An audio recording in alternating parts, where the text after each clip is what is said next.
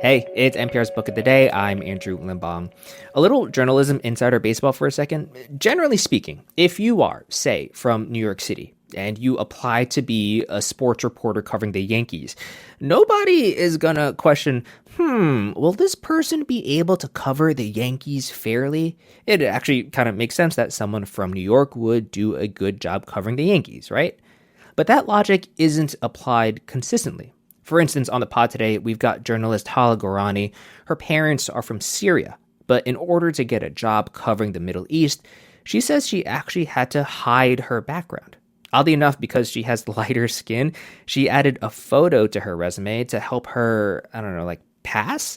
It added a real complexity to her already complex background and identity, and she wrote about it in her memoir titled, But You Don't Look Arab. Here she is talking to NPR's Leila Fadel in a minute. This message comes from Apple Card. Earn 3% daily cash back when you use Apple Card to buy a new Apple Vision Pro or any products at Apple, and automatically grow your daily cash at 4.50% annual percentage yield when you open a savings account. Apply for Apple Card in the Wallet app on iPhone. Subject to credit approval. Savings is available to Apple Card owners subject to eligibility. Savings accounts by Goldman Sachs Bank USA. Member FDIC. Terms apply. Journalist and now former CNN anchor Hala Gorani has traveled the world, covering war, violent extremism, natural disasters, and mass migration.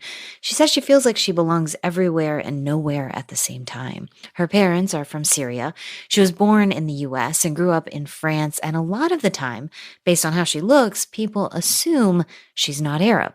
That's the backbone of her new book called But You Don't Look Arab, a search for where she belongs. She takes stock of her own path professionally and personally, and she digs into her family's history, a history of movement. Throughout that movement, there is a clock that stayed in her family's possession for generations. It was the clock of one of my female ancestors who was forced to leave Istanbul when the Ottoman Empire collapsed. And it was on her bedside table in Aleppo, Syria, more than 100 years ago. It runs, but just too fast. And so we joked and said it's like the Middle East. It has all the right pieces, but it just can't run in an efficient way.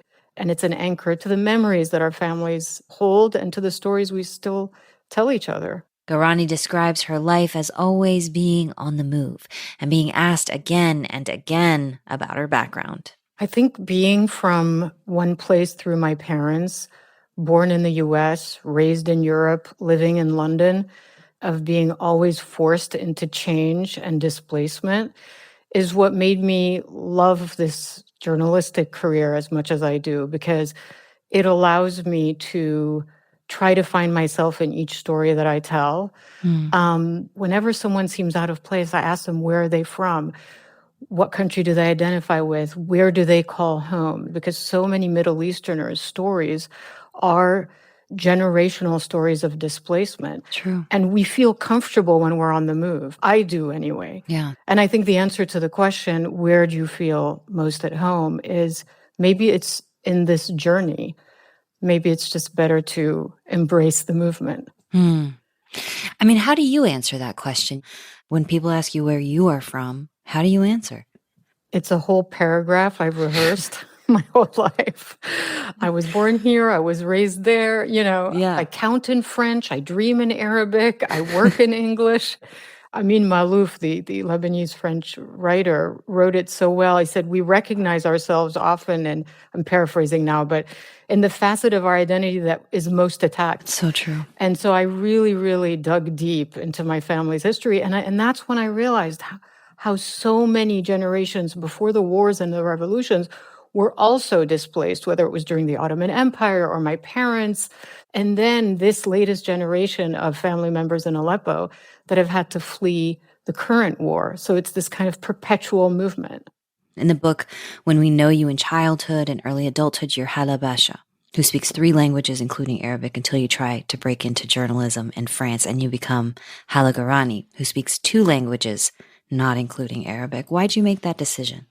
Because there is discrimination, in many countries against people, I think, who are of a certain ethnicity and origin. And It was my experience. I had graduated from a elite university in France, and I was getting almost no job interviews.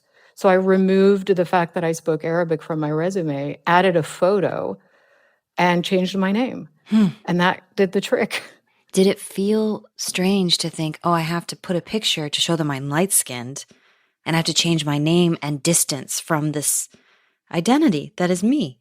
This is in the 90s. Things have changed, but there was kind of this notion that, well, if you're from the Middle East, can you cover the Middle East? And that would never be asked of someone who's Western or covering their own country, right? But you would ask that of someone whose origin is Middle Eastern or Arab, whether or not they have enough distance. Yeah.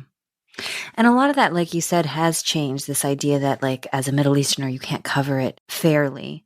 But a lot of it hasn't. I mean, when Syria went from an uprising to a civil war to what it is today, I mean, how did you navigate covering that? Because, like you said, you had family in Syria, and this is a government that made no qualms about killing civilians and quashing dissent violently. You know, I lived it like the death of a family member. For me, Syria was always my one connection to my heritage, Aleppo in particular. And when that went up in flames, the old city, the old market, the hammam, the Ottoman hotel that was blown up, it every time was pain, as if I was physically suffering. And it's like a family member that is now gone. And now we're at the stage where we can write about it, talk about it. That Aleppo we once knew, maybe with more of a smile on our face than with tears. Being of such a multi-layered identity, mostly raised in France, lived as a child in Missouri, went back and forth between the US, Syria. How has that shaped the way you tell stories of people who are often otherized? I think it's given me more of an understanding to understand what it's like to feel rootless and to feel like we are always on the search for who we are. The protagonist in The Invisible Man said, when I discover who I am, I'll be free. And there is something to that.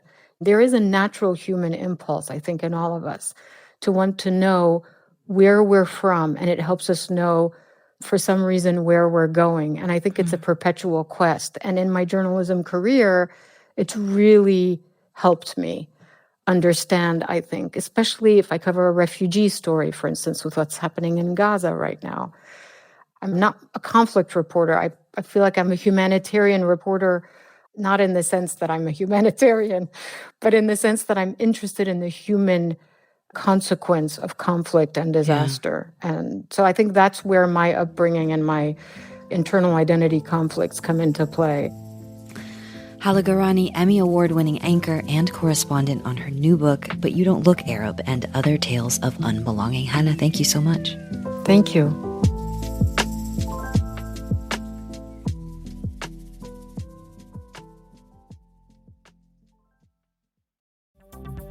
On NPR's Throughline. The birth of house music.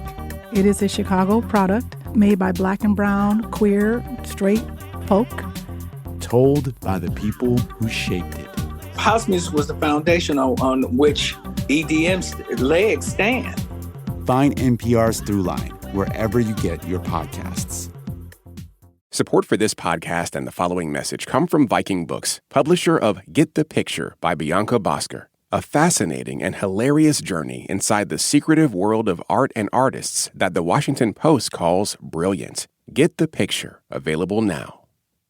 Support for this podcast and the following message come from South Carolina Federal Credit Union, a member-owned financial institution serving 6 major markets across South Carolina. Their warm, welcoming, and friendly staff are eager to help you turn your financial dreams into a reality. South Carolina Federal Credit Union invites you to become part of their family today. Learn more at scfederal.org, insured by NCUA.